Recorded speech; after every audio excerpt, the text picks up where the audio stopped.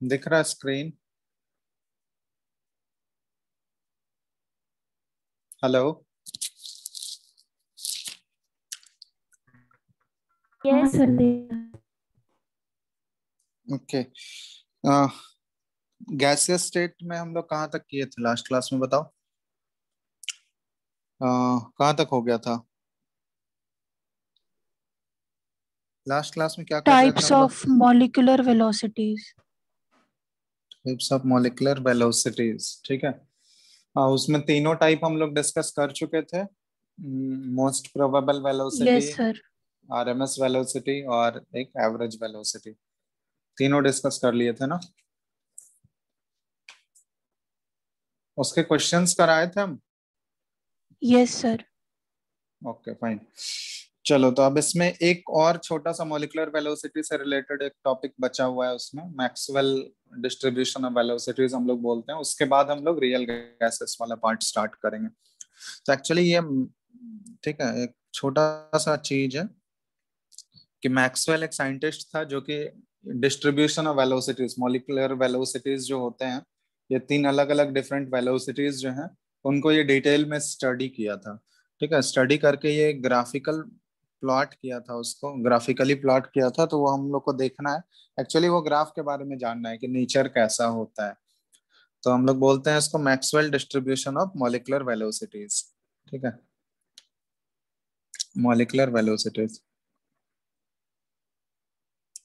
तो ये जब इसके बारे में स्टडी कर रहा था ना, different types of molecular velocities, ठीक है, अलग अलग जितने भी मान लो एन नंबर ऑफ मॉलिक्यूल्स हैं किसी भी कंटेनर में गैस के, एन नंबर ऑफ मॉलिक्यूल्स हैं, तो हर एक मॉलिक्यूल का वेलोसिटी क्या होता है, अलग अलग होता है।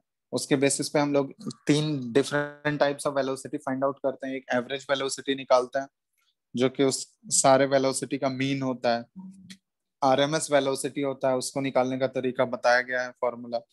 फिर एक मोस्ट प्रोबेबल वेलोसिटी होता है। मोस्ट प्रोबेबल वेलोसिटी का मतलब क्या हुआ कि वैसा वेलोसिटी जो मैक्सिमम फ्रैक्शन ऑफ मॉलिक्यूल्स का है।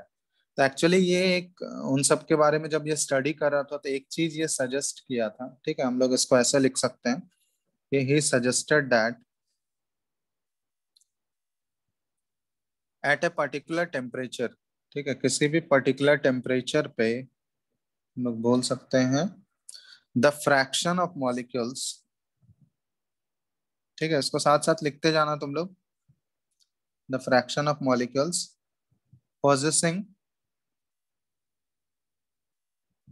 particular velocities,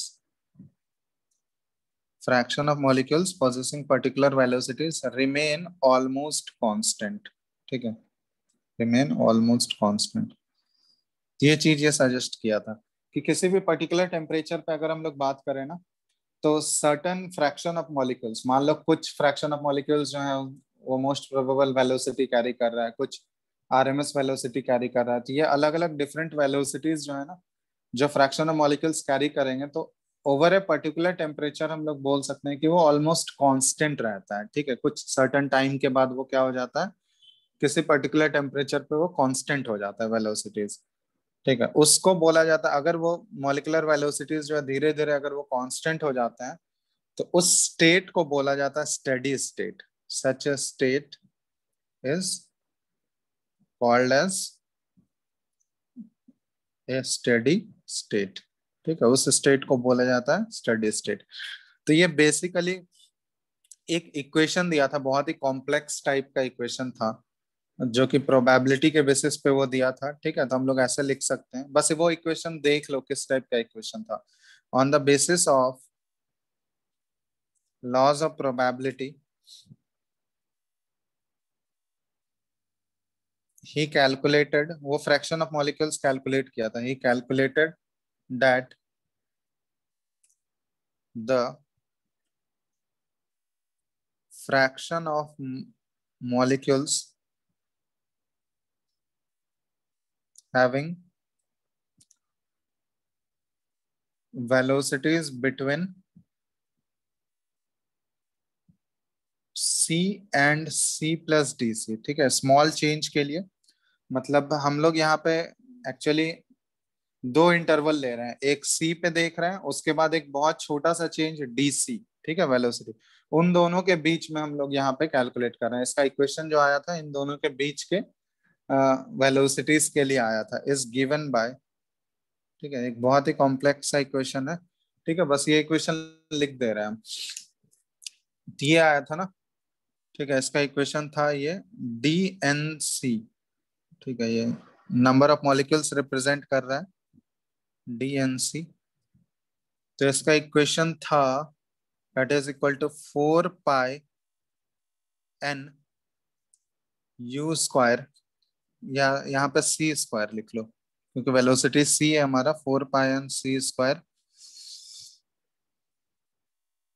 और यहाँ पे सी स्क्वायर, एक मिनट,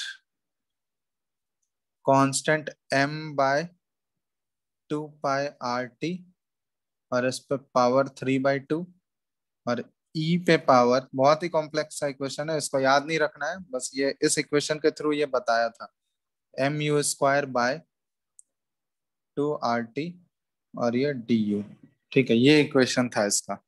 और ये इक्वेशन ये एक्चुअली कैलकुलेट किया था इस इक्वेशन के through, fraction of molecules having velocities between C and DC, ठीक है। अब यहाँ देखो, ये जो एक्चुअली डीएनसी है ना, एक मिनट, स्क्रीन दिख रहा है सबको? Yes, sir. ठीक है, तो ये एक्चुअली यहाँ पे जो डीएनसी है, ये डीएनसी क्या शो कर रहा है, ये शो कर रहा है कि नंबर ऑफ मॉलिक्यूल्स कितने हैं having velocities between C and C plus D C, ठीक है। ये डीएनसी क्या रिप्रेजेंट कर रहा है, represents the number of molecules, ठीक है, having velocities between C and C plus D C, इन दोनों के बीच में कितने नंबर ऑफ मॉलिक्यूल्स हैं जिसका वेलोसिटी लाई कर रहा है, ठीक है। और एन यहाँ पे रिप्रेजेंट कर रहा है नंबर ऑफ मॉलिक्यूल्स, ठीक है। सी तो उसका वेलोसिटी है जिस वेलोसिटी पे हम लोग स्टडी कर रहे हैं। एम जो है उस मॉलिक्यूलर वेट को रिप्रेजेंट कर रहा है जिस गैस के बारे में हम लोग स्टडी कर रहे हैं, उस गैस का मॉलिक्यूलर वेट है। और बाकी टी जो है उसका एब्सोल्यूट टेम्परेचर है, ठीक है। और तो बाकी किसी चीज का जरूरत है नहीं यहाँ पे, ठीक है। एम जो है ये क्या है, मॉलिक्यूलर वेट जिस गैस के बारे में हम लोग स्टडी कर रहे हैं। और टी जो है यहाँ पे ये क्या है, एब्सोल्यूट टेम्परेचर। बाकी सारा चीज तो कांस्टेंट ही है ना, एब्सोल्यूट टेम्परेचर। बाकी 4 पाई कांस्टेंट है, सी तो वेलोसिटी है जिस वेलोसिटी पे हम लोग स्टडी कर रहे हैं, आर कांस्टेंट ही है, ई पे पावर ये एक्सपोनेंट है, और ये डी यू ये स्मॉल चेंज शो कर रहा है, यहाँ डी यू नहीं डी सी लिख लो, ठीक है, डी सी। अब यहाँ पे देखो, एक्चुअली हम लोग फ्रैक्शन ऑफ मॉलिक्यूल्स निकालना चाह रहे हैं, तो फ्रैक्शन ऑफ मॉलिक्यूल्स कैसे आएगा, तो ये फ्रैक्शन ऑफ मॉलिक्यूल्स हम लोग निकालते हैं, एन को इस साइड ले आते हैं, तो 1/n इंटू डी सी, ठीक है, 1/n इंटू ये डी एन सी, और ये डीसी को हम लोग यहाँ पे ले आते हैं, तो ये एक्चुअली जो ये पूरा टर्म है ना, ये फ्रैक्शन ऑफ मॉलिक्यूल्स को रिप्रेजेंट करेगा, जो कि किसके इक्वल हो जाएगा, 4 पाई, ठीक है, ये सॉरी ये डीसी है पूरा, ठीक है। अब देखो इसके अलावा यहाँ क्या बच गया, 4 पाई सी स्क्वायर हो गया, ठीक है। और यहाँ पे क्या आ गया, m/2 पाई RT, और इस पे पावर 3/2 है, और ई पे पावर -m, ठीक है, ये सी स्क्वायर और 2 RT, यू नहीं है ये सी स्क्वायर है, ठीक है। वेलोसिटी को हम लोग सी से रिप्रेजेंट कर रहे हैं ना, तो ये सी स्क्वायर है। तो ये जो पूरा टर्म है ना यहाँ पे, यही पूरा टर्म जो है ये रिप्रेजेंट करता है फ्रैक्शन ऑफ मॉलिक्यूल्स, ठीक है। ये जो पूरा टर्म है ये रिप्रेजेंट कर रहा है fraction of molecules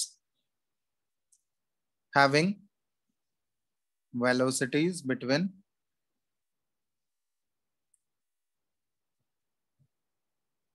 C and C plus D C, ठीक है। इसी चीज को मैक्सवेल कैलकुलेट किया था, ये पूरा इक्वेशन यूज करके मैक्सवेल इसी चीज को कैलकुलेट करना चाह रहा था, और इसको ये एक ग्राफिकली प्लॉट भी किया था। ठीक है, तो प्लॉट करके उसका प्लॉट का कर्व कुछ इस टाइप का आ रहा था, एक्सपोनेंशियल कर्व था ना। तो इसका कर्व नेचर ये याद रखना है, ये ग्राफ का, ये ग्राफ इंपॉर्टेंट है इसमें। हमको वो इक्वेशन याद नहीं रखना है, ये ग्राफ का नेचर इंपॉर्टेंट है। तो ग्राफ ये प्लॉट किया था किसके किसके बीच में, एक्स एक्सिस पे। ठीक है, एक्स एक्सिस पे यहाँ पे वेलोसिटी था, मॉलिक्यूलर वेलोसिटी c। ठीक है, और वाई एक्सिस पे ये रखा था फ्रैक्शन ऑफ मॉलिक्यूल्स को। ठीक है, ये जो फ्रैक्शन ऑफ मॉलिक्यूल्स आ रहा है, तो वाई एक्सिस पे ये फ्रैक्शन ऑफ मॉलिक्यूल्स को रिप्रेजेंट किया था। ठीक है, तो इसका ग्राफ का नेचर कुछ इस टाइप का था। ग्राफ का नेचर ये एक्सपोनेंशियल इंक्रीज हुआ, फिर इसके बाद ये कुछ इस तरह से था। ठीक है, ये इसका ग्राफ है।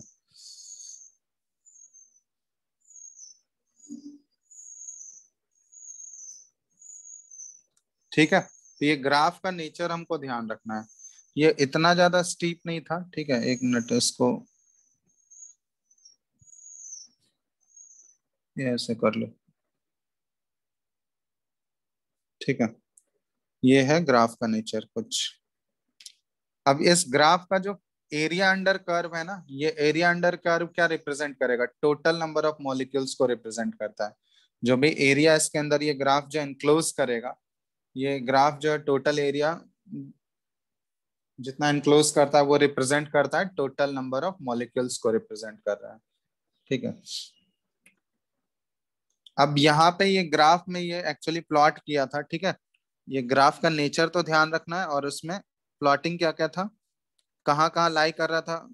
मॉलिकुलर वेलोसिटीज, तीन टाइप के वेलोसिटी हम लोग पढ़े हैं। तो इसमें जो मैक्सिमम, सबसे जो मैक्सिमम फ्रैक्शन ऑफ मॉलिक्यूल्स का जो वेलोसिटी है, ठीक है, जो fraction of molecules, maximum fraction of molecules जिस वेलोसिटी को कैरी करते हैं, इस वेलोसिटी को हम लोग क्या बोलते हैं, कौन सा वेलोसिटी होगा ये बता सकते हो, you most most probable. Probable. ठीक है, जो मैक्सिमम फ्रैक्शन ऑफ मॉलिक्यूल्स जिस वेलोसिटी को कैरी करेंगे, ये मोस्ट प्रोबेबल वेलोसिटी है। तो सबसे ऊपर आया था ये मोस्ट प्रोबेबल वेलोसिटी। इसके बाद जो वेलोसिटी आता है, ये है एवरेज वेलोसिटी, यू एवरेज।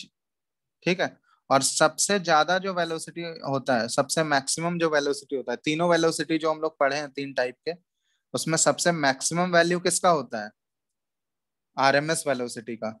ये ऑलरेडी इन तीनों के बीच में हम लोग रिलेशन पढ़े हैं ना, इन तीनों का फॉर्मूला तो हम लोग पढ़े ही है, याद है। यू मोस्ट प्रोबेबल का फॉर्मूला क्या था, अंडर रूट, ये याद रखना है, ये फॉर्मूला अंडर रूट 2 RT/m, यही था ना,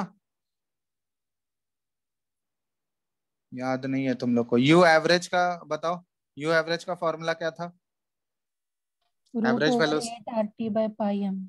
हाँ, 8 RT/πm।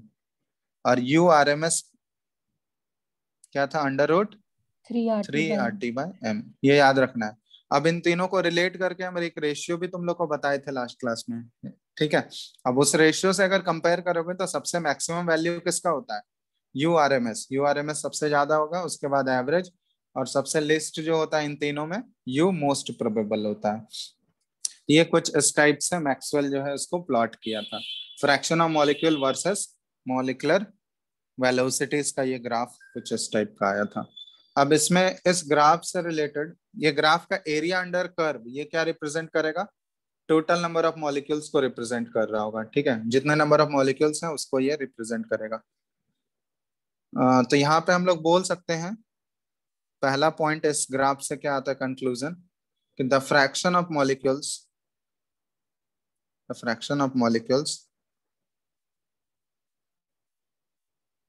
having very low velocities or very high velocities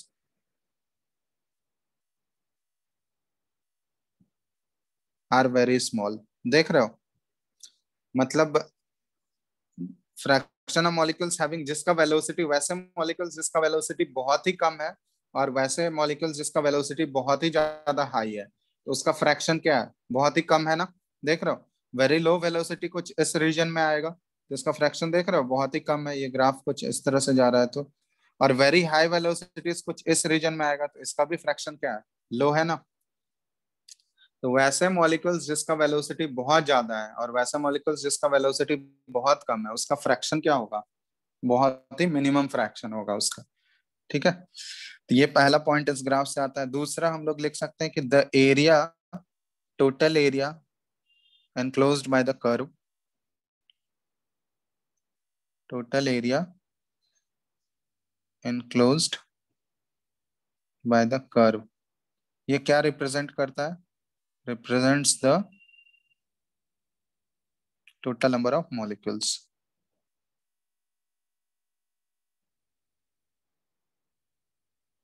ठीक है, total number of molecules n को ये रिप्रेजेंट करेगा। ठीक है, ऑफ ए गैस, किसी भी गैस का टोटल नंबर ऑफ मॉलिक्यूल्स को ये रिप्रेजेंट करेगा।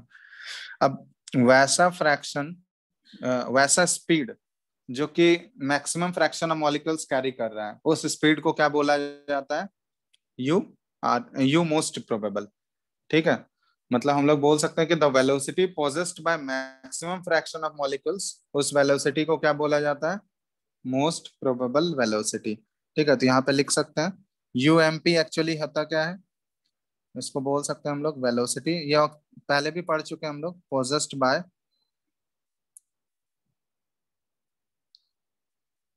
Maximum fraction of molecules. ठीक है, ये है मोस्ट प्रोबेबल वेलोसिटी। तो बस देखो इसमें क्या हमको ध्यान रखना है ना, ये फॉर्मूला याद रखना है और ग्राफ का नेचर याद रखना है, बस और कुछ नहीं। ये इक्वेशन हमको बड़ा सा इक्वेशन ये याद रखने का जरूरत नहीं है। ग्राफ का नेचर कैसा है, तीन टाइप के वेलोसिटी है, उसको कैसे कैसे हम लोग कहाँ पे प्लॉट करते हैं, उसका फॉर्मूला क्या है और उससे कंक्लूजन क्या क्या आता है। एक और चीज है इसमें, ठीक है, इसको लिख लियो पहले तुम लोग। सर एक मिनट। हेलो, स्क्रीन दिख रहा है ना। Yes sir. चलो इसको लिखो, तो ये तीनों पॉइंट नोट करो, फिर उसके बाद एक और चीज है उसको।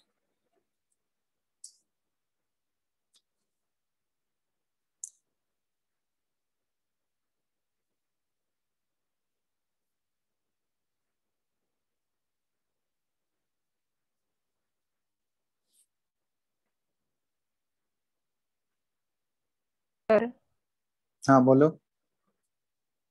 सर जो डिस्ट्रीब्यूशन है, मतलब इसमें जो आपका स्टेटमेंट लिखा है उसका मतलब यही ना हुआ कि मान के चलिए कि यू मोस्ट प्रोबेबल एक वेलोसिटी है, तो उसको कैरी करने वाला नंबर ऑफ मॉलिक्यूल्स हमेशा कांस्टेंट रहेगा ऑलमोस्ट। हाँ, ओवर द टाइम वो कांस्टेंट हो जाता है। ठीक है, फ्रैक्शन ऑफ मॉलिक्यूल्स जो उस वेलोसिटी को कैरी करेंगे ना, वो क्या हो जाएगा, over the period of time वो कांस्टेंट हो जाता है। ठीक है, क्योंकि मॉलिक्यूल्स ये रैंडम मोशन में होते हैं ना, तो रैंडम मोशन में होते हैं तो मॉलिक्यूल्स आपस में कोलाइड करते रहते हैं। ठीक है, तो जितना भी कोलिजन यहाँ पे अज्यूम करना है हम लोगों को, किस टाइप का कोलिजन अज्यूम करते हैं हम लोग, इलास्टिक। ये बता। इलास्टिक कोलिजन है, तो इलास्टिक कोलिजन है तो ना तो वेलोसिटी का लॉस होगा, ना ही वेलोसिटी का गेन होगा। ठीक है, ना काइनेटिक एनर्जी का लॉस होता है वहां पे, ना ही मोमेंटम का लॉस होता है इलास्टिक कोलिजन। तो इसमें यह एज्यूम किया जाता है कि जैसे जैसे मतलब टाइम पास होते जाएगा, ये एक सर्टन किसी पर्टिकुलर टेम्परेचर पे, ठीक है, हम लोग टेम्परेचर चेंज नहीं कर रहे हैं उस गैस का, टेम्परेचर कांस्टेंट रहेगा। कांस्टेंट टेम्परेचर पे ये देखा गया है कि फ्रैक्शन ऑफ मॉलिक्यूल्स जो उस वेलोसिटी को कैरी कर रहा है ना, वो ऑलमोस्ट कांस्टेंट होते जाएगा। मतलब एक सर्टन फ्रैक्शन जो है, जो मान लो मोस्ट प्रोबेबल को कैरी कर रहा है, तो वो उसी को कैरी करते रहेगा। वो वेलोसिटी उसका क्या हो जाएगा, वो फ्रैक्शन ऑफ मॉलिक्यूल्स जो उस वेलोसिटी को कैरी कर रहे हैं वो कांस्टेंट रहेगा।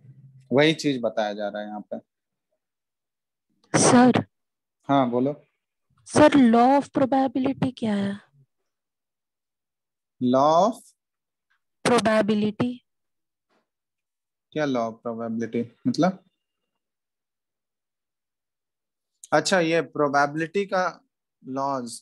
ठीक है, ये एक्चुअली देखो, ये देखो ना, ये फ्रैक्शन ऑफ मॉलिक्यूल्स है ना, इसको एक्चुअली प्रोबेबिलिटी भी बोला जाता है। ठीक है, प्रोबेबिलिटी मतलब कितना फ्रैक्शन ऑफ मॉलिक्यूल्स लाई करेगा, ठीक है, सी प्लस डीसी के बीच में, वो इस चीज को स्टडी कर रहा था। तो उसको ये इस टर्म में भी बोल सकते हैं कि प्रोबेबिलिटी क्या है इतने फ्रैक्शन ऑफ मॉलिक्यूल्स का लाई करने का, किसके किसके बीच में, C प्लस DC के बीच में। तो वो प्रोबेबिलिटी जो होता है ये इतना है 1/n/dNc/dc। ठीक है, तो वही चीज को ये प्रोबेबिलिटी से भी रिलेट करके बता रहा था कि इतने फ्रैक्शन ऑफ मॉलिक्यूल्स का प्रोबेबिलिटी है कि वो इस रीजन में लाई करेगा। ठीक है, तो वो प्रोबेबिलिटी के टर्म में ही डील कर रहा था। एक्चुअली जब हम लोग इस टाइप का चीज पढ़ते हैं क्वांटम मैकेनिक्स में हम लोग, ठीक है, ये क्वांटम मैकेनिक्स का ही पार्ट है एक्चुअली। तो क्वांटम मैकेनिक्स में जब हम लोग पढ़ते हैं ना, तो वो प्रोबेबिलिटी के टर्म में ही बताया जाता है, क्योंकि एग्जैक्ट वैल्यू डिटरमाइन करना पॉसिबल नहीं होता है किसी भी चीज का। ये चीज हम लोग हाइजेनबर्ग अनसर्टेनिटी प्रिंसिपल जब पढ़े थे, वहां भी ये चीज आ रहा था। जब श्रोडिंगर वेव इक्वेशन तो तुम लोग को नहीं बताए थे, हाइजेनबर्ग अनसर्टेनिटी प्रिंसिपल में वहां पे हम लोग देखे थे ना, वहां पे एक्चुअली हम लोग क्या कर रहे थे, वो एग्जैक्ट वैल्यू डिटरमाइन करना पॉसिबल है क्या, बोलो। नो जब हम लोग वो चैप्टर पढ़ रहे नो थे सर। एटॉमिक स्ट्रक्चर, तो ये क्वांटम मैकेनिक्स में जितना भी, ये सारा भी क्वांटम मैकेनिक्स का ही पार्ट है। तो क्वांटम मैकेनिक्स में जितना चीज हम लोग डील करते हैं ना, वो प्रोबेबिलिटी के बेसिस पे हम लोग बात करते हैं। ठीक है, वहां पे एग्जैक्ट नंबर बता पाना पॉसिबल नहीं होता है। समझ में आया? ये सब बहुत ही हाई लेवल चीजें हैं, इन सब चीजों में मत फंसो अभी। ठीक है, बस ध्यान रखो इसका इक्वेशन, ये सब बहुत ही कॉम्प्लेक्स इक्वेशन है। ये सब आगे जब रिसर्च में बहुत ज्यादा इंटरेस्ट होगा तब ये सब वहां जाके पढ़ोगे। इनफैक्ट मास्टर्स में भी नहीं पढ़ाया जाता है, जब PhD करोगे अगर बहुत ज्यादा होगा तो वहां पे ये सब चीज आता है। ठीक है, तो बस ये नेचर तुमको ध्यान रखना है, कर्व का नेचर कैसा होता है, ये ग्राफ, और ये क्या रिप्रेजेंट कर रहा है। ठीक है, इसमें एक और चीज इंपॉर्टेंट होता है, ये लिख लियो ना ये सारा पॉइंट। Yes sir. इसमें इफेक्ट ऑफ टेम्परेचर हम लोग बस ध्यान रखते हैं, effect of temperature on Maxwell's distribution. ठीक है, मैक्सवेल्स का जो डिस्ट्रीब्यूशन ऑफ वेलोसिटी है, इसमें टेम्परेचर का क्या इफेक्ट होता है। तो टेम्परेचर मान लो अगर हम लोग इंक्रीज कर दें तो कर्व का नेचर पे क्या फर्क पड़ेगा, कर्व का नेचर सेम रहेगा या फिर कैसा हो जाता है, तो वो चीज हम लोग को पढ़ना है। तो ये इम्पोर्टेंट है, क्योंकि वो जो कर्व प्लॉट किए थे ना, किसी पर्टिकुलर टेम्परेचर पे हम लोग प्लॉट किए थे। अब देखना चाह रहे हैं हम लोग कि अगर हम लोग टेम्परेचर बढ़ा दें, टेम्परेचर बढ़ाने से इसके कर्व के नेचर पे क्या फर्क पड़ेगा। तो जैसे मान लेते हैं पहला जो कर्व है ये कुछ इस टाइप का आ रहा है। ठीक है, ये ठीक है, ये मान लेते हैं हम लोग टेम्परेचर T1 पे है। ठीक है, T1 टेम्परेचर पे ये कर्व है। अब अगर हम लोग टेम्परेचर इंक्रीज कर दें, ठीक है, ऑन इंक्रीजिंग द टेम्परेचर, मतलब T2 है जिसका वैल्यू T1 से ग्रेटर है, तो T2 टेम्परेचर पे ये ग्राफ का नेचर देखा गया ना, कर्व ये जो हो जाता है ना थोड़ा सा फॉरवर्ड शिफ्ट हो जाता है, और कर्व का स्टीपनेस जो होता है ना वो कम हो जाता है। मतलब जो टॉप मोस्ट पॉइंट था वो देखोगे, कर्व जो होता है वो थोड़ा थोड़ा, वो उतना ज्यादा स्टीप नहीं होता है, वो ग्रेजुअली उसका स्लोप जो होता है ना वो डिक्रीज कर जाता है। तो ग्राफ का नेचर कुछ इस टाइप का हो जाता है चेंज। ठीक है, ये देखो कुछ इस टाइप का हो गया। तो ये टेम्परेचर जो है ये T2 पे है। अब ये T1 जो है T2 से लेस देन है, मतलब टेम्परेचर हम लोग यहाँ पे इंक्रीज कर रहे हैं। तब देखो टेम्परेचर इंक्रीज करने पे क्या क्या ऑब्जर्वेशन आया, ये अभी इस केस में इसका जो मोस्ट प्रोबेबल वेलोसिटी था, यहाँ पे हम लोग ये fraction of molecules he represent कर रहा है वाई एक्सिस पे। ये एक्चुअली क्या है, फ्रैक्शन ऑफ मॉलिक्यूल्स है, और एक्स एक्सिस पे इसका वेलोसिटी है। ठीक है, यहाँ पे वेलोसिटी। तो फर्स्ट केस में जो यू मोस्ट प्रोबेबल था ये यहाँ पे है। सेकंड केस में जो देखोगे ये यू मोस्ट प्रोबेबल क्या हो गया, यू मोस्ट प्रोबेबल ये इस केस में आ गया। तो फर्स्ट केस में जो यहाँ पे टेम्परेचर, लोअर टेम्परेचर पे जो था, फ्रैक्शन ऑफ मॉलिक्यूल्स जो इस वेलोसिटी को कैरी कर रहा है वो यहाँ पे आ रहा है। सेकंड केस में हम लोग देख रहे हैं कि मोस्ट प्रोबेबल वेलोसिटी को जो फ्रैक्शन ऑफ मॉलिक्यूल्स कैरी कर रहा है, अब वो क्या हो गया, इंक्रीज हो गया या डिक्रीज हो गया, ये बताओ तो। डिक्रीज। डिक्रीज कर गया। ठीक है, तो ये चीज ध्यान रखना है इसमें, इफेक्ट ऑफ टेम्परेचर में ये एक बार क्वेश्चन पूछा गया, इनफैक्ट जेई एडवांस में पूछा जाता है, 3-4 स्टेटमेंट आया हुआ है ये क्वेश्चन देखोगे। तो इसमें ये 4 ऑप्शंस बनाए गए थे, ये इफेक्ट ऑफ टेम्परेचर के बेसिस पे ही पूछा गया था कि जैसे ही टेम्परेचर हम लोग इंक्रीज करते हैं तो टेम्परेचर इंक्रीज करने से ये कर्व के नेचर पे क्या फर्क पड़ता है? तो यहाँ पे हम लोग बोल सकते हैं कि the peak of the curve, curve का पीक जो है शिफ्ट्स फॉरवर्ड, ठीक है, फॉरवर्ड शिफ्ट हो गया। दूसरा चीज क्या हुआ कि the peak of the curve, ठीक है, हम लोग बोल सकते हैं एक तो पीक जो है वो आगे बढ़ गया, ठीक है, दूसरा peak of the curve shifts downward, मतलब जो उसका स्लोप स्लोप था, जो फर्स्ट लोअर टेम्परेचर पे वो बहुत ज्यादा स्टीप था, अब वो ग्रेजुअल हो गया, फ्लैटन हो गया उसका पीक, ठीक है, तो shifts downward and is flattened, ठीक है, ये ऑब्जर्वेशन देखा गया है।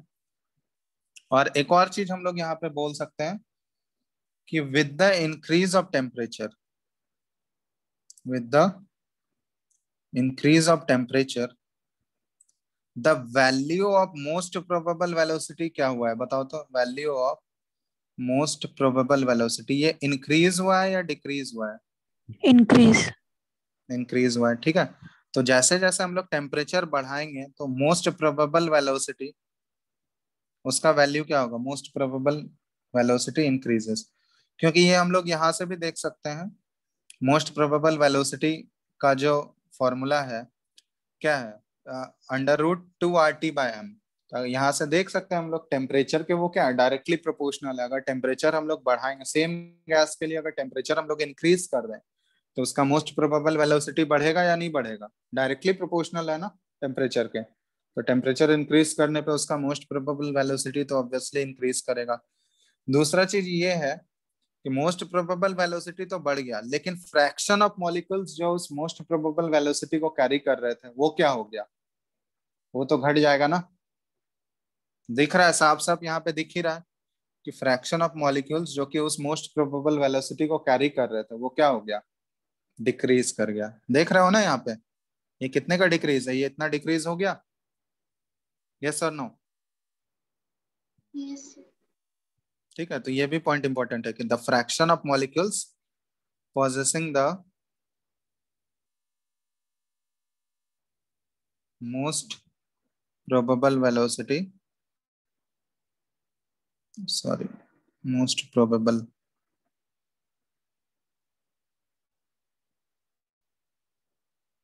ये डिक्रीजेस, ठीक है, विथ इंक्रीज ऑफ टेम्परेचर, ठीक है। तो ये कुछ कुछ इंपॉर्टेंट कंक्लूजन है कि कैसे ये टेम्परेचर का क्या इफेक्ट होता है। टेम्परेचर अगर हम लोग इंक्रीज कर दें तो इसके कर्व के नेचर पे क्या फर्क पड़ेगा, ठीक है।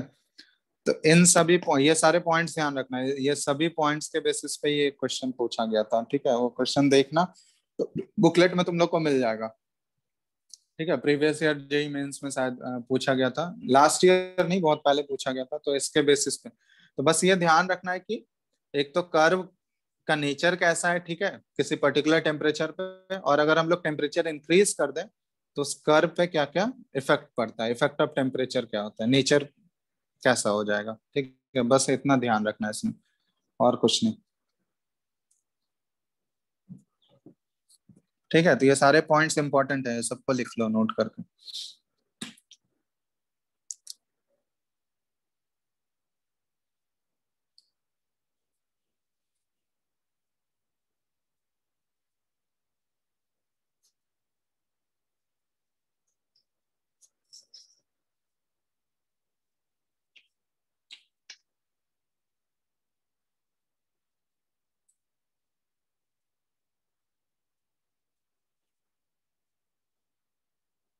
ठीक है, लिख लिए? यस। हो गया ना लिखा हुआ सबका? देख लो एक बार।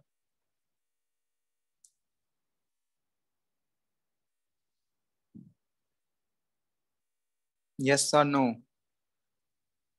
Yes sir. ओके, चलो।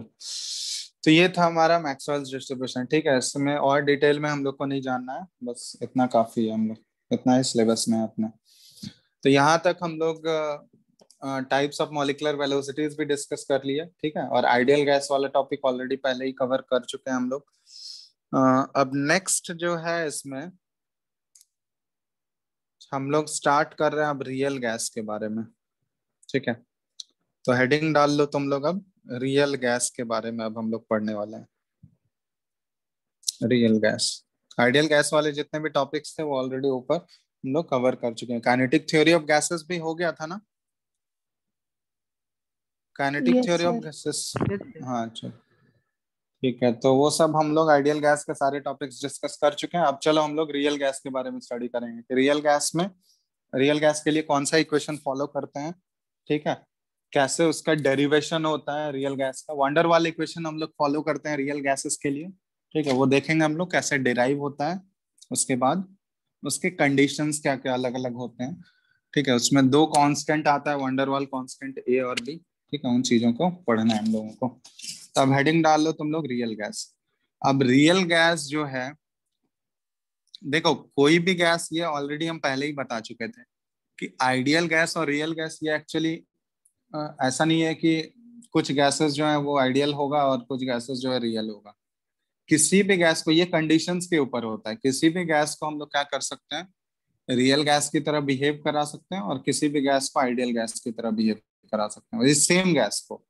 ठीक है, ये जो है रियल गैस या आइडियल गैस, ये कंडीशंस के ऊपर डिपेंड करता है कि वो आइडियल बिहेवियर शो कर रहा है या रियल बिहेवियर शो कर रहा है। ठीक है, इसका कोई सेपरेट एग्जांपल्स नहीं होता है। तो अब ये तुम लोग को बताए थे कि आइडियल गैस के केस में हम लोग दो एजम्पशन कंसिडर करते हैं। वो दो एजम्पशंस क्या था, बता सकते हो तुम लोग? आइडियल गैस में हम लोग दो एजम्पशंस कंसिडर करते थे। एजम्पशन क्या था, पहला एजम्पशन बोलो। Mass of the gas is No negligible. no intermolecular force between the molecules of gas. हाँ, कि गैस मॉलिक्यूल्स का जो इंटरमोलिकुलर फोर्स है वो हम लोग जीरो एज्यूम करते हैं। मतलब वो हम लोग ये कर, उसमें ये कंसिडर किया जाता है कि गैस मॉलिक्यूल्स जो वो आपस में कांटेक्ट में है ही नहीं, उसमें उनमें आपस में कोई भी इंटरैक्शन नहीं है। पहला तो ये एजम्पशन। दूसरा एजम्पशन क्या होता है? Volume of gas molecules is negligible compared to the volume of container. Volume occupied by gas molecules जो है वो नेग्लिजिबल है as compare to volume of container. ठीक है, तो अब देखो ये तीनों वैल्यूज को चेंज करके, प्रेशर, वॉल्यूम और टेम्परेचर, इन तीनों वैल्यूज को चेंज करके हम लोग सेम गैस को देखना आइडियल की तरह बिहेव करा सकते हैं और उसी गैस को हम लोग रियल की तरह बिहेव करा सकते हैं। ठीक है, अब अगर हम लोग ये ध्यान देना, आइडियल गैस और रियल गैस। ठीक है, अब अगर हम लोग आइडियल गैस अज्यूम कर रहे हैं तो आइडियल गैस के लिए सबसे पहले वॉल्यूम के टर्म में हम लोग बात कर रहे हैं। मान लो अभी कंटेनर, जैसे ये है हमारा कंटेनर। ठीक है, अब कंटेनर में कुछ गैस मॉलिक्यूल्स हैं यहाँ पे जैसे ऐसे। अभी जो है ये कंटेनर हमारा छोटा है, तो कंटेनर अगर छोटा है तो इसमें जो भी गैस मॉलिक्यूल्स प्रेजेंट है, अब ये गैस मॉलिक्यूल्स क्या हम लोग इस कंटेनर के वॉल्यूम के रेस्पेक्ट में नेग्लेक्ट कर सकते हैं? किस केस में आसान होगा? एक केस ये कंसिडर कर रहे हैं हम लोग और दूसरा केस हम लोग ये कंसिडर कर रहे हैं। ठीक है, ये हमारा कंटेनर दूसरे केस में ऐसा है और अब यहाँ पे वही सेम गैस मॉलिक्यूल्स जो है ये कुछ इस तरह से स्प्रेड आउट हो गया। तो बताओ तो इन दोनों कंटेनर के केस में किस केस में इजिली हम लोग कंटेनर के रेस्पेक्ट में, कंटेनर के वॉल्यूम के रेस्पेक्ट में volume occupied by gas molecules को नेग्लेक्ट कर सकते हैं? किस केस में, फर्स्ट वाले केस में या सेकंड वाले केस में? बताओ। Second. Sir, second. सेकंड वाले केस में, क्योंकि सेकंड वाले केस में जो हमारा कंटेनर है ना ये इतना ज्यादा बड़ा है कि उसके रेस्पेक्ट में ये वॉल्यूम ऑफ गैस मॉलिक्यूल्स जो है ना आसानी से हम लोग नेग्लेक्ट कर सकते हैं, क्योंकि जितना बड़ा वॉल्यूम होगा वो जो वॉल्यूम होगा गैस मॉलिक्यूल्स का वो उसके रेस्पेक्ट में उतना छोटा होते जाएगा, तो इजिली हम लोग नेग्लेक्ट कर सकते हैं। जैसे मान लो कि हम लोग, जैसे मेरे पास 100 रुपीज है तो और दूसरे के पास 1 रुपीज है, तो 100 के रेस्पेक्ट में 1 को हम लोग नेग्लेक्ट नहीं कर सकते हैं। वही अगर हम लोग उसको बढ़ा के, अगर मान लो एक 1 रुपीज ही रहने देते हैं और दूसरे के पास मान लो हम लोग 10 लाख कर देते हैं, तब क्या हुआ? 10 लाख के रेस्पेक्ट में हम लोग 1 को आसानी से नेग्लेक्ट कर सकते हैं या नहीं? बताओ, कर सकते हैं Yes, ना? sir. उसे वही वाला केस यहाँ पे है, लेकिन 100 के रेस्पेक्ट में हम लोग 1 को नेग्लेक्ट नहीं कर सकते हैं। तो ये सीन है कि जितना छोटा वॉल्यूम होगा कंटेनर का volume occupied by gas molecules जो है उसको नेग्लेक्ट करना थोड़ा सा डिफिकल्ट हो जाएगा, क्योंकि कुछ ना कुछ कंसिडरेबल उसका भी वैल्यू होगा। लेकिन कंटेनर का वॉल्यूम जितना ज्यादा बड़ा करते जाएंगे हम लोग, उतनी इजिली हम लोग उस गैस मॉलिक्यूल्स के वॉल्यूम को हम लोग नेग्लेक्ट कर सकते हैं। तो देखो, सिर्फ यहाँ पे हम लोग वॉल्यूम के कंडीशन को चेंज करके हम लोग आइडियल और रियल बिहेवियर शो कर सकते हैं ना। पहला वाला जो है ये फर्स्ट कंटेनर, ये क्या शो कर रहा है? उस गैस का रियल बिहेवियर शो कर रहा है। और दूसरे वाले केस में उस गैस का कौन सा बिहेवियर आ रहा है? आइडियल बिहेवियर आ रहा है। बोलो, बात समझ में आया ये? Yes sir. Yes sir. तो पहला जो है, अगर हम लोग वॉल्यूम ऑफ द कंटेनर बहुत ज्यादा हाई कर दें तो वो चांसेस है कि वो गैस जो है वो कौन सा, मतलब मोर चांसेस है कि वो कौन सा बिहेवियर शो करेगा? आइडियल बिहेवियर शो करेगा। और वॉल्यूम अगर कंटेनर का लो है, वॉल्यूम लो है, तो इसका मतलब वॉल्यूम लो है तो वो कौन सा बिहेवियर शो करेगा? रियल बिहेवियर शो करेगा। समझ रहे हो बात? यस और नो? Yes sir. चलो, पहला तो ये हो गया हम लोग वॉल्यूम के टर्म में। सेकंड जो है हम लोग प्रेशर के टर्म में बात करते हैं। तो प्रेशर, अगर वॉल्यूम बहुत ज्यादा हाई है तो इस केस में प्रेशर क्या हो जाएगा? प्रेशर शुड बी लो। अगर कंटेनर का वॉल्यूम बहुत ज्यादा हाई है तो वहां पे जो गैस मॉलिक्यूल्स का प्रेशर होगा वो क्या होना चाहिए? वेरी लो होना चाहिए। यस और नो? और दूसरे केस में अगर वॉल्यूम लो है, वॉल्यूम लो है तो प्रेशर इसके केस में क्या होना चाहिए? High. Pressure should be, pressure should be high. ठीक है, तो ये प्रेशर का कंडीशन हो गया। अब तीसरा हम लोग टेम्परेचर के टर्म में बात कर रहे हैं। अब ये बताओ, टेम्परेचर के टर्म में हम लोग कैसे डील कर सकते हैं? आइडियल गैस के केस में टेम्परेचर बहुत ज्यादा हाई होना चाहिए या बहुत ज्यादा लो होना चाहिए? क्या होना चाहिए?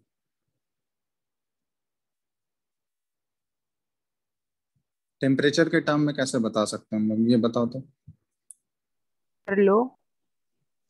आइडियल गैस में लो, हाई क्यों? रीजन बताओ। गैस मॉलिक्यूल्स बहुत दूर दूर रहेंगे। हाँ, ठीक है, तो ये करेक्ट एक्सप्लेनेशन है। आइडियल गैस के लिए जो टेम्परेचर होना चाहिए, टेम्परेचर शुड बी हाई। ठीक है, क्योंकि टेम्परेचर जितना ज्यादा हाई करोगे गैस मॉलिक्यूल्स क्या होगा, उतना ज्यादा दूर जाएगा। क्योंकि टेम्परेचर हम लोग इंक्रीज करते हैं तो गैस मॉलिक्यूल्स के बीच का डिस्टेंस क्या होते जाएगा, वो इंक्रीज करते जाएगा। और गैस मॉलिक्यूल्स के बीच में इंटरमॉलिक्यूलर डिस्टेंस जितना ज्यादा हाई होगा, उसके बीच का इंटरैक्शन क्या होते जाएगा, उतना कम होते जाएगा। और आसानी से हम लोग उसको बिल्कुल आइडियल गैस का जो एजम्पशन है एकदम जीरो इंटरैक्शन का, वो एज्यूम कर सकते हैं या नहीं? बताओ। जितना ज्यादा हाई डिस्टेंस होगा, इंटरमोलिकुलर डिस्टेंस जितना ज्यादा हाई होगा, उसके बीच का इंटरैक्शन उतना कम होते जाएगा या नहीं होगा? ये बताओ। और वही चीज तो हम लोग एज्यूम करते हैं आइडियल गैस में कि इंटरैक्शन बिल्कुल नेग्लिजिबल होना चाहिए, बिल्कुल जीरो होना चाहिए। तो जितना कम से कम इंटरैक्शन हम लोग कर सकते हैं उतना कम करेंगे। तो वो कम से कम इंटरैक्शन किस केस में पॉसिबल है? जब टेम्परेचर क्या हो, बहुत ज्यादा हाई हो। ठीक है, तभी तो गैस मॉलिक्यूल्स के बीच का डिस्टेंस बहुत ज्यादा हाई होगा। ठीक है, और यही एट द सेम टाइम अगर रियल बिहेवियर हमको देखना है तो इस केस में टेम्परेचर क्या होना चाहिए? टेम्परेचर शुड बी लो। समझ में आ गया बात? तो देख रहे हो यहाँ पे हम लोग क्या है कि किसी भी गैस को हम लोग आइडियल और रियल दोनों की तरह बिहेव करा सकते हैं, कंडीशन में अगर हम लोग फर्क कर दें। तो यही सारे कंडीशंस होते हैं जिनमें हम लोग चेंज करके सेम गैस का आइडियल बिहेवियर और रियल बिहेवियर दोनों शो कर सकते हैं। ये बात समझ में आया तुम लोगों को? ये बहुत ही इंपॉर्टेंट चीज है। समझ समझ आ गया ना ये चीज सबको? ये डिस्टिंग्विश करना बहुत ही इंपॉर्टेंट है कि क्या क्या कंडीशंस चेंज करके हम लोग आइडियल और रियल बिहेवियर शो कर सकते हैं। तो देखो, आइडियल गैस में वॉल्यूम क्या होना चाहिए? बहुत ज्यादा हाई। प्रेशर बहुत ज्यादा लो। और टेम्परेचर बहुत ज्यादा हाई। और यही कंडीशंस अगर हम लोग रियल बिहेवियर के लिए देखें तो वॉल्यूम क्या है यहाँ पे? Very low. Pressure high. और टेम्परेचर शुड बी लो। समझ रहे हो बात? अपवर्ड एरो यहाँ पे रिप्रेजेंट कर रहा है हाई वैल्यू और डाउनवर्ड एरो रिप्रेजेंट करेगा लो वैल्यू। ठीक है, ये जस्ट रिप्रेजेंटेशन है। ये चीज क्लियर है ना सबको? आइडियल और रियल गैस में हम लोग इस बेसिस पे डिफरेंशिएट कर सकते हैं। कोई दिक्कत इसमें किसी को भी? बताओ जल्दी से। इस पार्ट में किसी को भी डाउट है? सर हाँ बोलो। सर ये टेम्परेचर का क्या रीजन था कि आइडियल गैस में ज्यादा होना चाहिए? बताएं तो, टेम्परेचर जितना ज्यादा होगा गैस मॉलिक्यूल्स क्या होंगे, उतना ज्यादा दूर जाएंगे एक दूसरे से। यस और नो? Yes sir. और जितना ज्यादा गैस मॉलिक्यूल्स के बीच का डिस्टेंस होगा, उसके बीच का इंटरेक्शन क्या होगा, उतना कम होते जाएगा। सर हाँ, टेम्परेचर बढ़ने से प्रेशर नहीं बढ़ जाएगा? टेम्परेचर बढ़ने से? तो ये हम लोग एक ही बार में कंसिडर नहीं कर रहे हैं।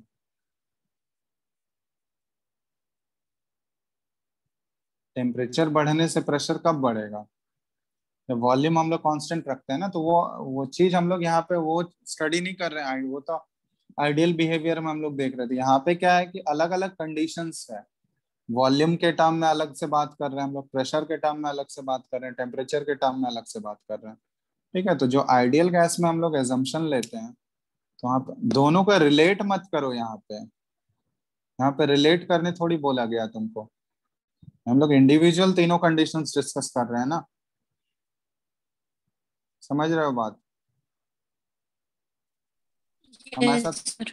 यहाँ पे रिलेट नहीं करना है कि प्रेशर अगर हाई कर दिया तो वॉल्यूम हाई होगा। वो चीज हम लोग थोड़ी ना कर रहे हैं यहाँ पे। हम लोग इंडिविजुअल कंडीशंस को दोनों के बेसिस पे कंपेयर कर रहे हैं, आइडियल में क्या होना चाहिए और रियल में क्या होना चाहिए। ठीक है, रिलेट नहीं करना है यहाँ पे। तो ये बता रहे थे आइडियल गैस में क्या है कि टेम्परेचर जितना ज्यादा हाई करोगे, गैस मॉलिक्यूल्स के बीच का डिस्टेंस बढ़ेगा, और जितना ज्यादा डिस्टेंस होगा गैस मॉलिक्यूल्स के बीच का, उसका आपस में इंटरेक्शन क्या होते जाएगा, उतना कम होते जाएगा।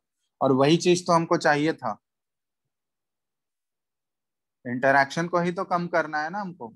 आइडियल गैस के केस में वही तो एजम्पशन वही था हमारा कि इंटरेक्शन बिल्कुल कम से कम हो, नेग्लिजिबल हो बिल्कुल।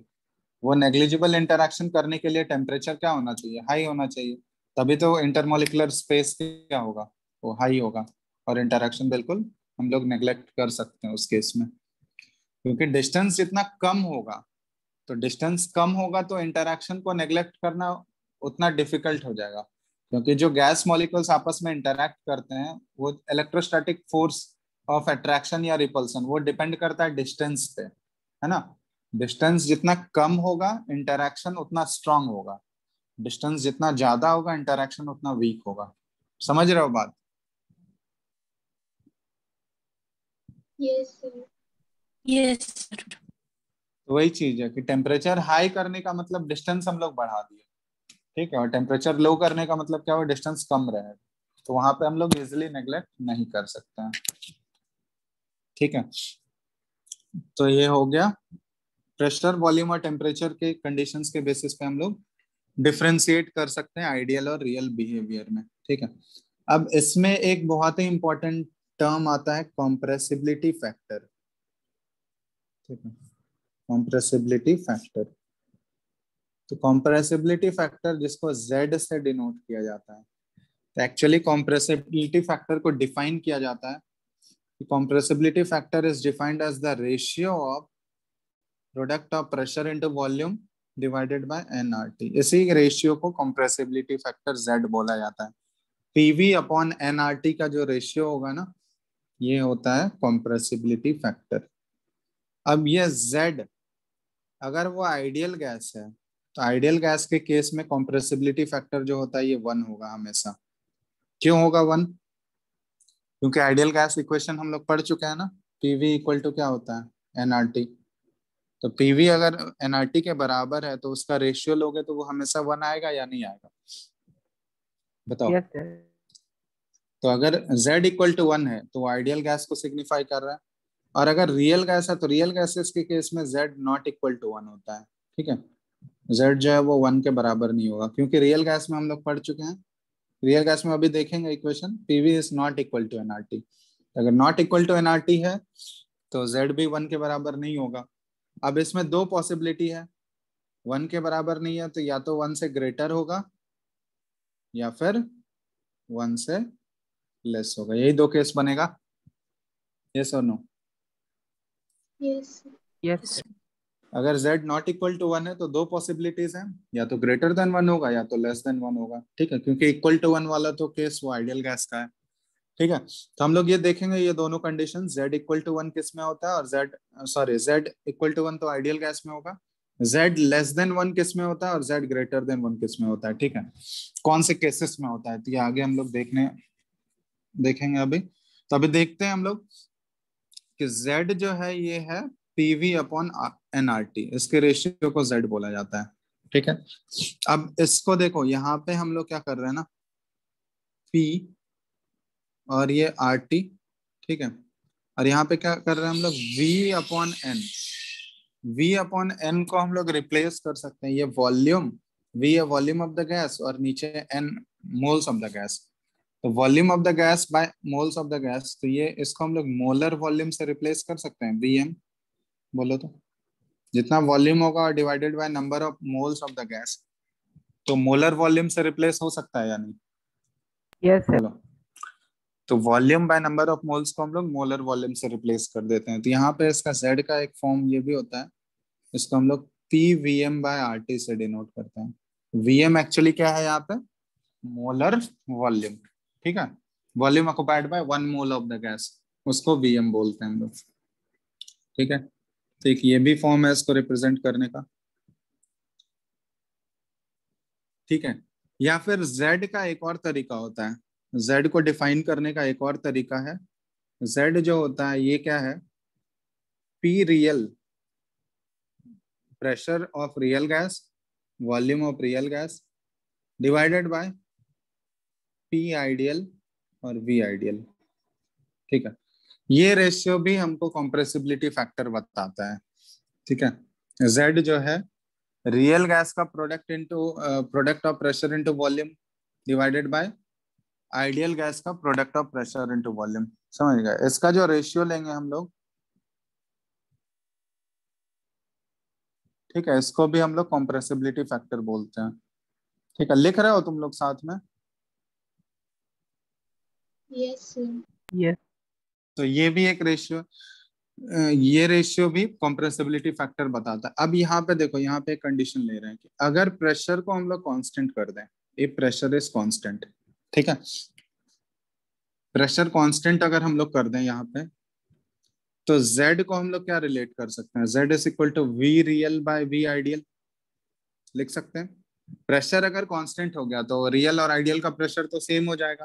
प्रेशर अगर हम लोग कांस्टेंट कर दिए दोनों केस में, तो V real by V ideal इसको लिख सकते हैं ऐसा, Yes, sir. वो कैंसिल आउट हो जाएगा PP। ठीक है, अब V real by V ideal को हम लोग मोलर वॉल्यूम के टर्म में भी लिख सकते हैं, molar volume of real gas divided by molar volume of ideal gas, मतलब नंबर ऑफ मोल्स को ऊपर नीचे डिवाइड कर दो तो इस फॉर्म में आ जाएगा ना, क्योंकि इक्वेशन में हम लोग सेम नंबर ऑफ मोल्स है तो ऊपर नीचे डिवाइड कर ही सकते हैं, तो ऊपर भी n से डिवाइड कर दो, नीचे भी n से डिवाइड कर दो, ये देखो Vm real by Vm ideal आ जाएगा इस फॉर्म में।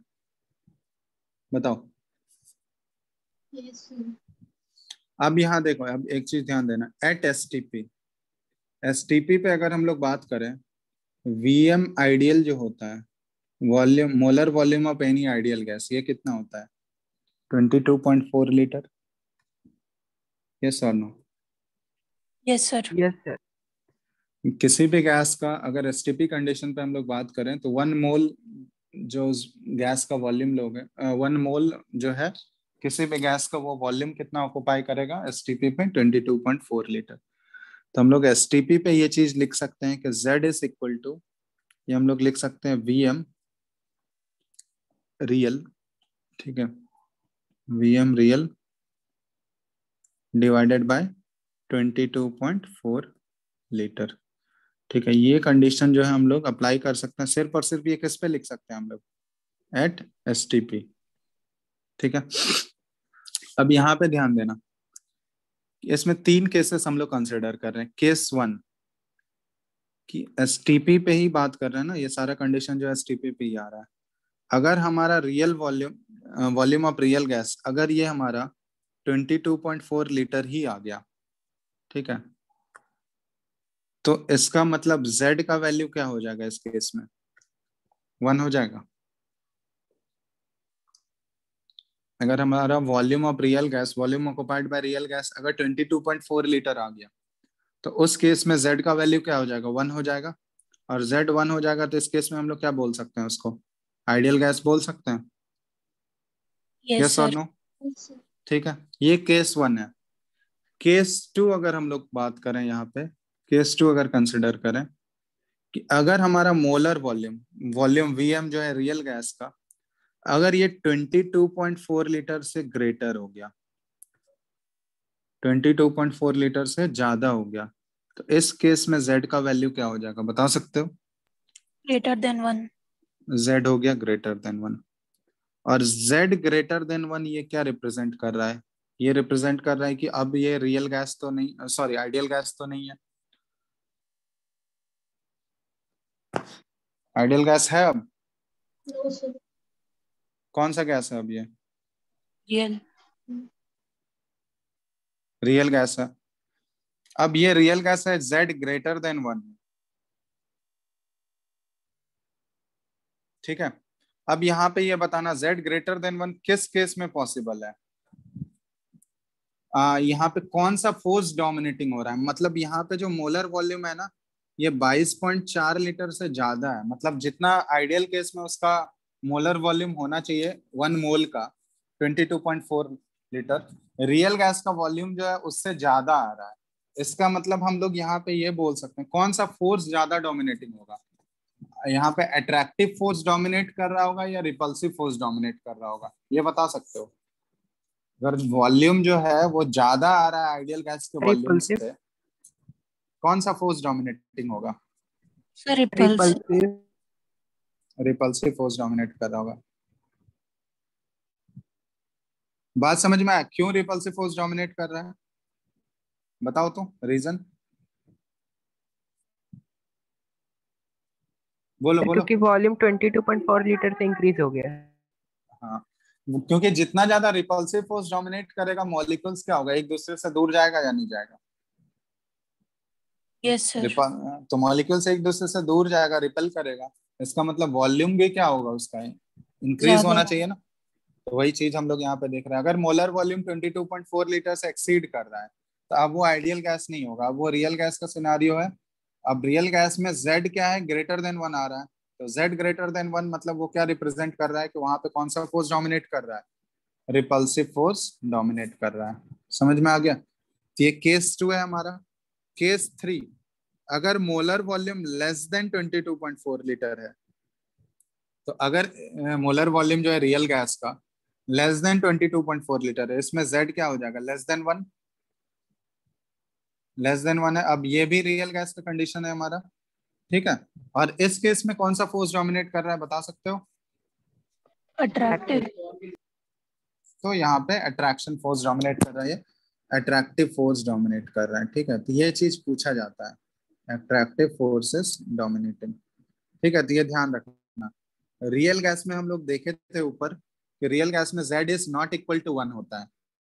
अब Z नॉट इक्वल टू 1 है तो यहाँ पे दो केसेस पॉसिबल है, एक Z ग्रेटर देन 1, एक Z लेस देन 1।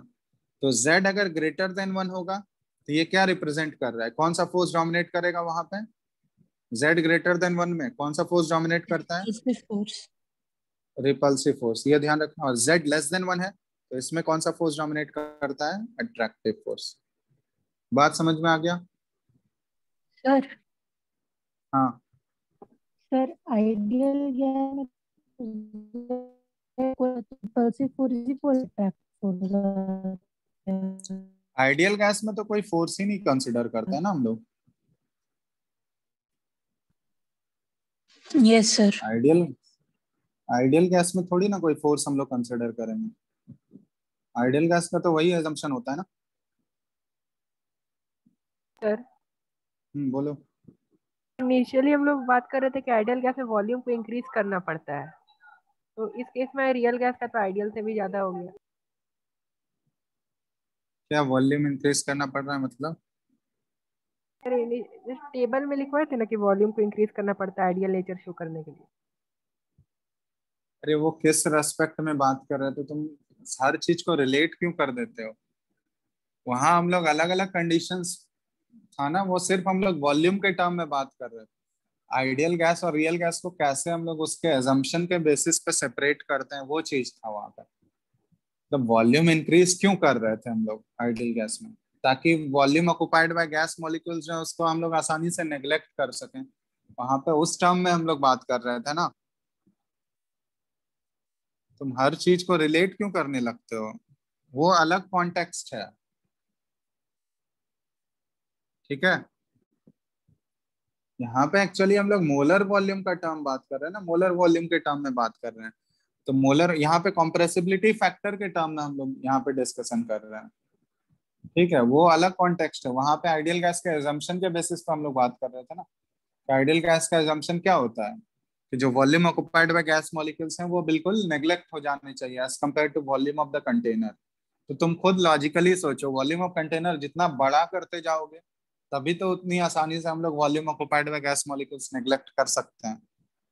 कर सकते हैं या नहीं? Yes sir. तो वही चीज है वहां पे। अब उस हर चीज को रिलेट मत करो ना। यहाँ पे हम लोग कॉम्प्रेसिबिलिटी फैक्टर के टर्म में बात कर रहे हैं। जेड ग्रेटर देन वन और जेड लेस देन वन है। ठीक है, तो उसके बेसिस पे ये चीज है। ठीक है, हर चीज रिलेटेड नहीं हो रहा है, वहां पे कॉन्टेक्स्ट अलग है।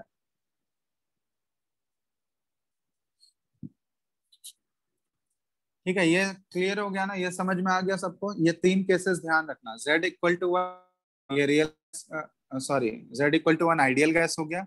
अब Z not equal to one में रियल गैस होता है। अब नॉट इक्वल टू वन में दो पॉसिबिलिटी आता है, एक ग्रेटर देन वन और एक लेस देन वन। अगर ग्रेटर देन वन होगा जेड का वैल्यू कंप्रेसिबिलिटी फैक्टर, तो उसमें ध्यान रखना रिपल्सिव फोर्स डोमिनेट कर रहा होगा। और जेड अगर लेस देन वन हो गया तो उसमें कौन सा फोर्स डोमिनेट करेगा? Attractive force. ठीक है, लिख लियो इसको सब लोग। Yes sir.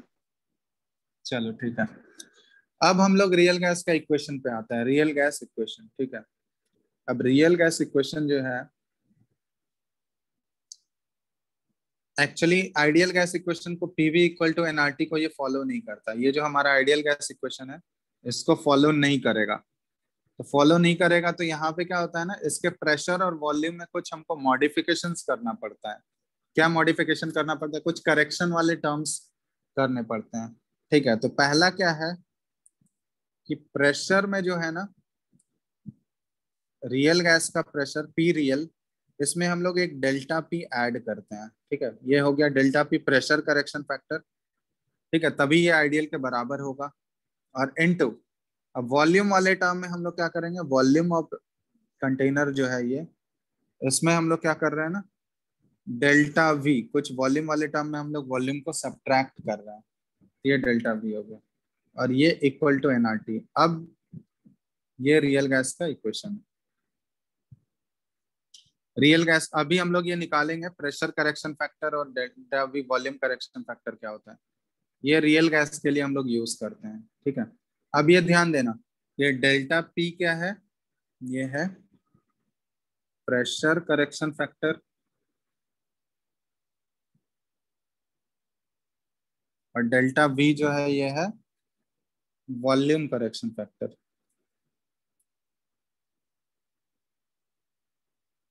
ठीक, अब ये ध्यान देना कि हम लोग क्या कर रहे हैं ना, रियल गैस के प्रेशर में हम लोग एक डेल्टा पी ऐड कर रहे हैं, तभी जाके वो आइडियल गैस के प्रेशर के इक्वल आ रहा है। और इसमें हम लोग क्या कर रहे हैं, वॉल्यूम के टर्म में हम लोग क्या कर रहे हैं कि जो वॉल्यूम ऑफ द कंटेनर है उसमें हम लोग डेल्टा भी सब्ट्रैक्ट कर रहे हैं, तभी वो जाके वो वॉल्यूम रियल गैस का वॉल्यूम आ रहा है। ये इसको कोई एक्सप्लेन कर सकता है क्या? अगर हम लोग बात करें प्रेशर के टर्म में, तो किस गैस का प्रेशर ज्यादा होगा? आइडियल गैस का प्रेशर ज्यादा होगा या रियल गैस का प्रेशर ज्यादा होगा? बता रियल गैस सकते हो? का। Real gas. रियल गैस का प्रेशर ज्यादा होगा। क्यों?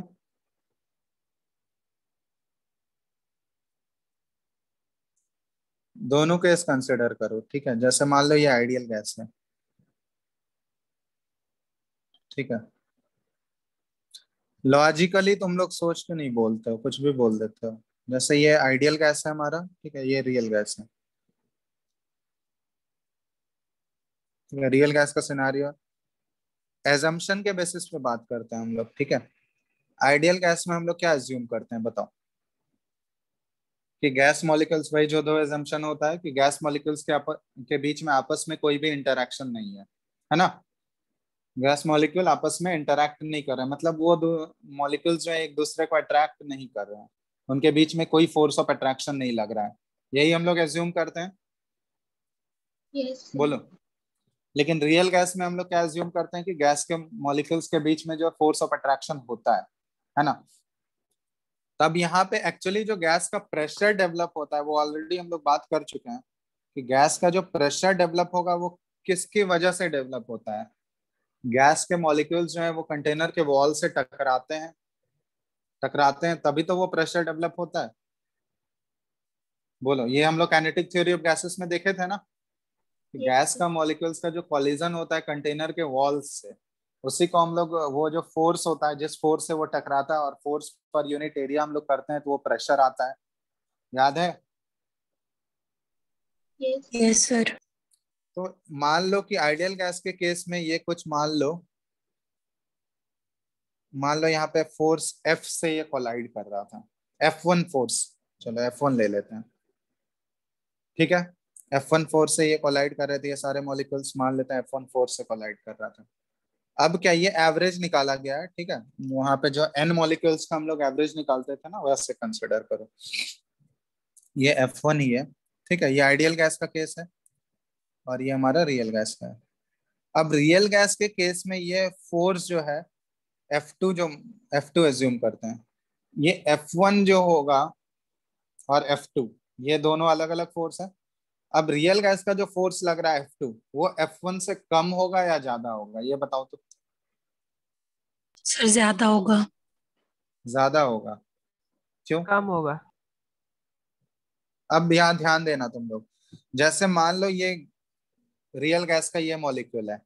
अब रियल गैस में हम लोग ये अज्यूम कर रहे हैं कि गैस मॉलिक्यूल्स का जो फोर्स ऑफ अट्रैक्शन है, गैस मॉलिक्यूल्स के बीच में फोर्स ऑफ अट्रैक्शन लग रहा है।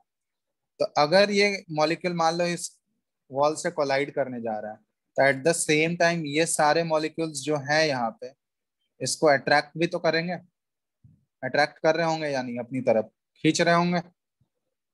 बोलो, यस। यस और नो? Yes sir. तो अगर ये सारे मॉलिक्यूल्स उसको अट्रैक्ट कर रहे होंगे तो आइडियल गैस के केस में वो जितने फोर्स से जाके स्ट्राइक कर रहा था, क्योंकि आइडियल गैस में हम लोग कोई भी एजम्पशन वो ऐसा नहीं लेते हैं, वो एज्यूम करते हैं कि आइडियल गैस में कोई भी फोर्स ऑफ अट्रैक्शन वहां पे एक्ट ही नहीं कर रहा है।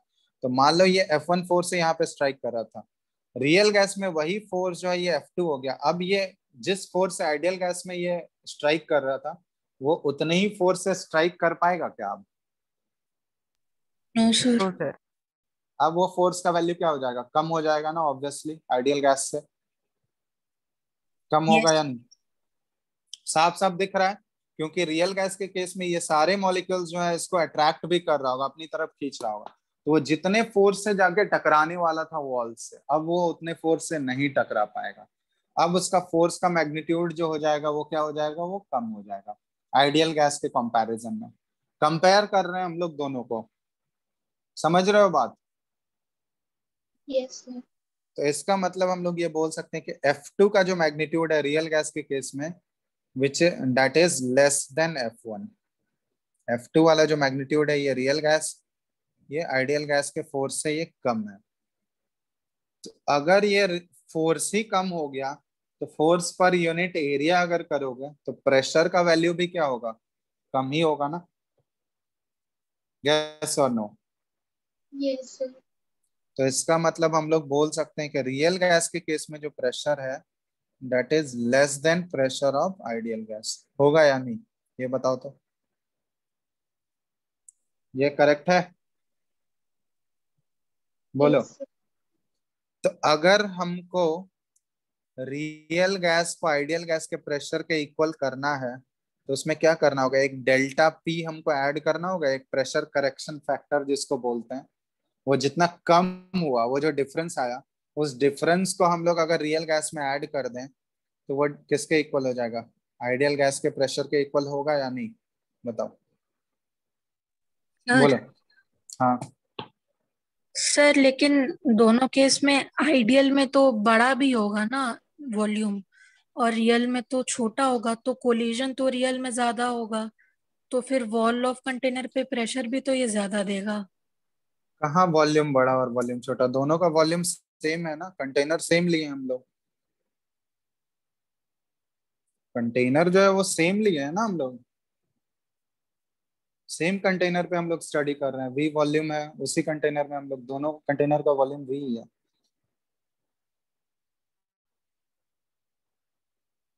ठीक है, यस सर। कंटेनर अगर सेम वॉल्यूम का है, यहाँ पे हम लोग क्या बात कर रहे हैं कि फोर्स किस केस में कम हो जाएगा?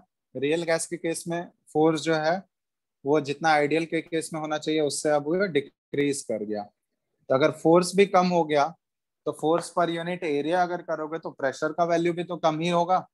यस और नो? आइडियल गैस यस के केस में प्रेशर भी तो कम ही होगा, सॉरी रियल गैस के केस में प्रेशर कम होगा। तो अगर रियल गैस को हमको मैचअप करना है आइडियल गैस के साथ, तो उसमें क्या करना होगा? हमको डेल्टा पी वाला फैक्टर ऐड करना होगा या नहीं? समझ रहे हो बात? डेल्टा पी क्या है? वो डिफरेंस शो कर रहा है कितना कम हुआ था, उसी को बोलते हैं हम लोग प्रेशर करेक्शन फैक्टर।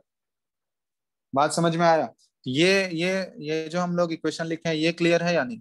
अगर आइडियल गैस का प्रेशर हम लोग को इक्वेट करना है रियल गैस के बराबर, तो प्रेशर ऑफ रियल गैस में हमको एक डेल्टा पी वाला फैक्टर ऐड करना होगा या नहीं?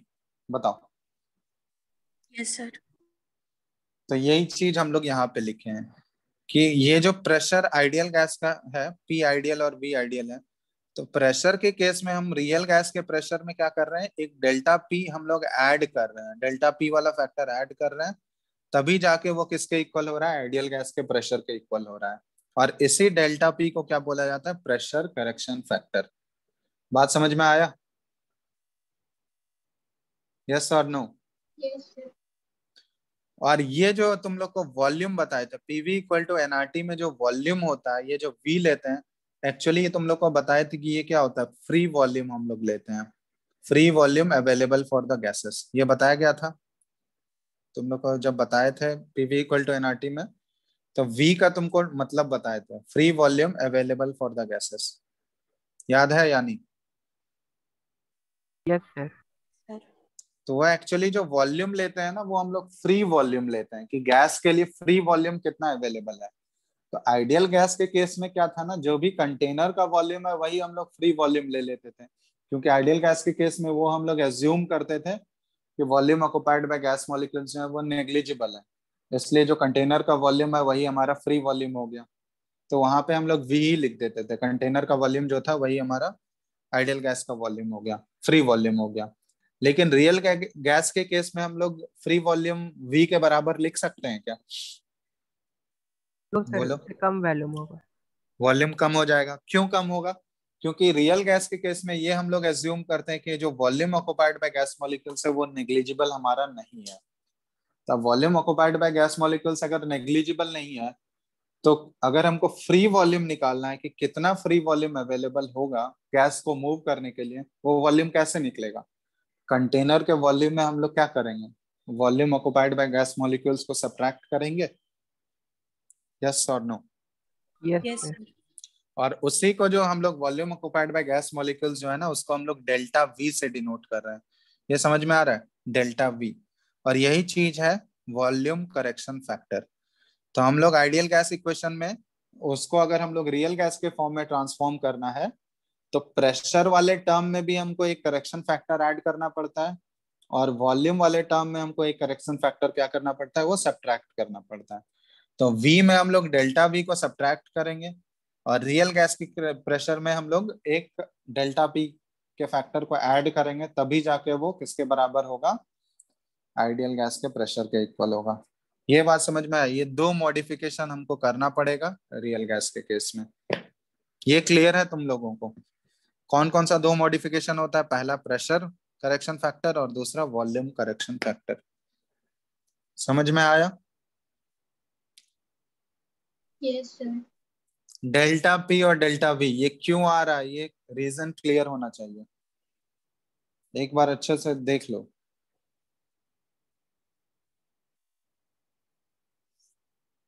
कोई डाउट है इसमें? यस और नो?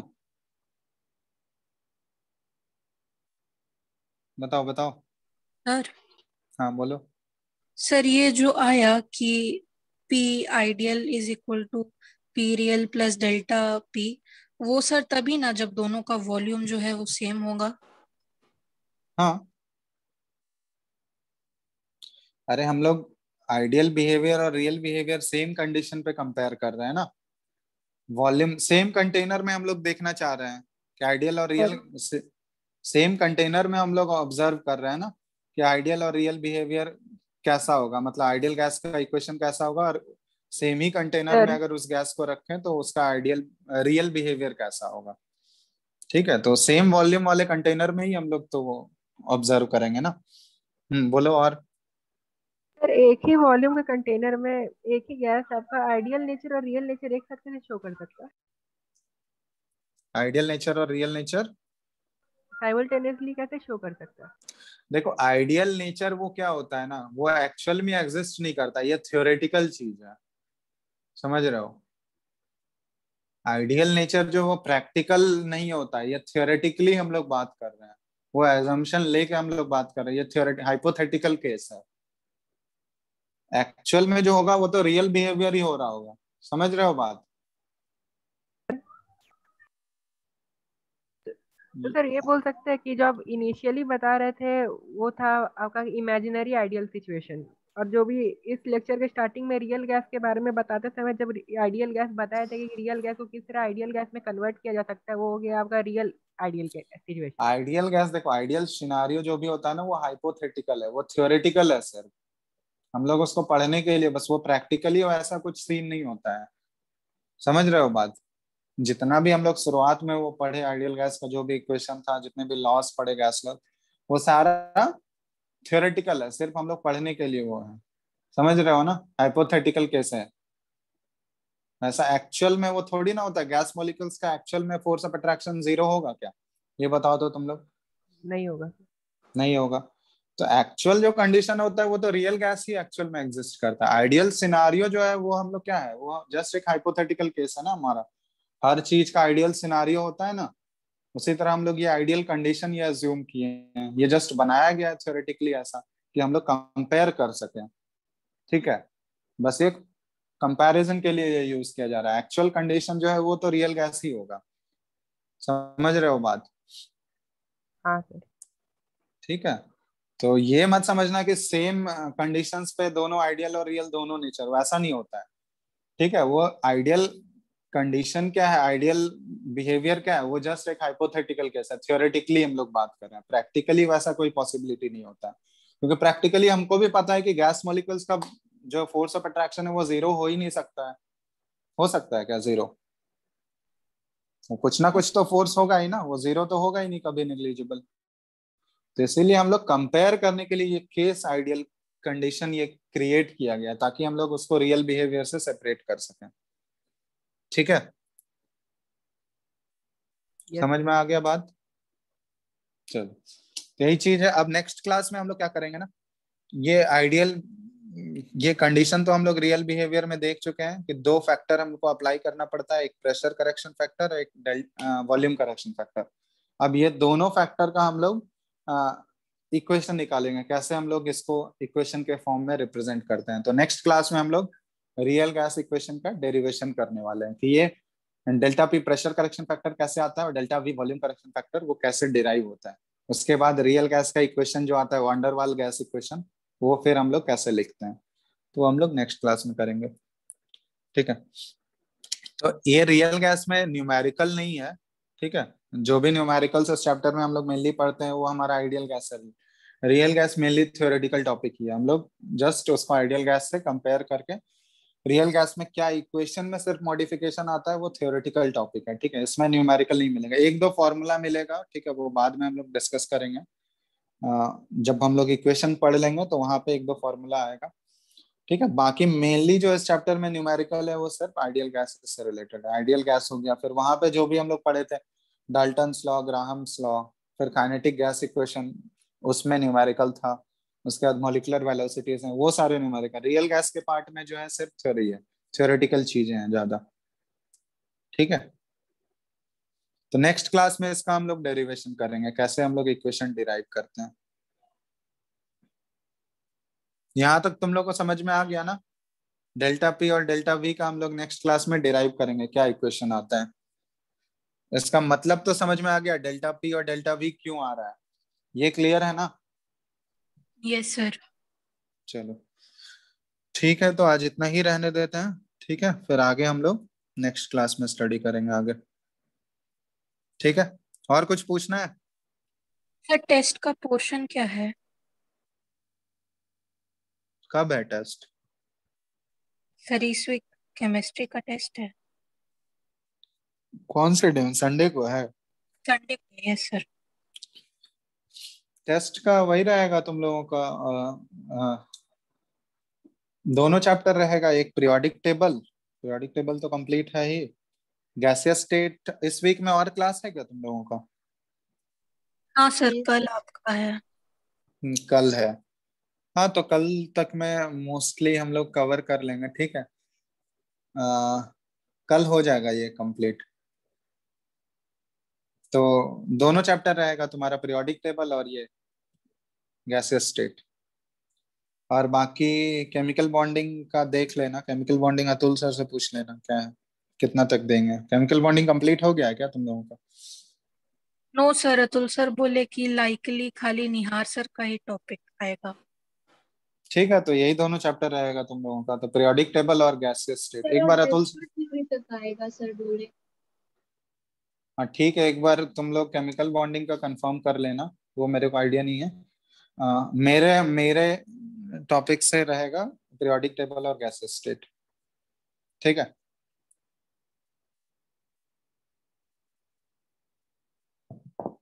ठीक है, यस सर। सर। चलो। सर, हाँ बोलो। अगर आइडियल गैस का कंसेप्ट अगर इमेजिनरी है तो इस केस में एक्सपेरिमेंट्स किस गैस पे किया गया था?